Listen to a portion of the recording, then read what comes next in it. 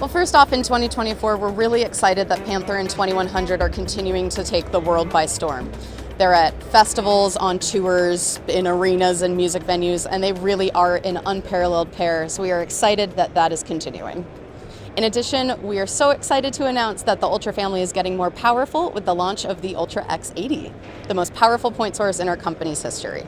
We want the X80 to follow in the footsteps of the rest of the Ultra family, where the applications are endless. The family is extremely versatile. They can be a part of the heart of the main PA, or they can play a supporting role in a large deployment. Because it has a compact size and a light weight compared to any other point source at this power level, we want to make sure that it's the type of solution that will fit in your space without compromising performance. My background is actually in electrical engineering and music recording.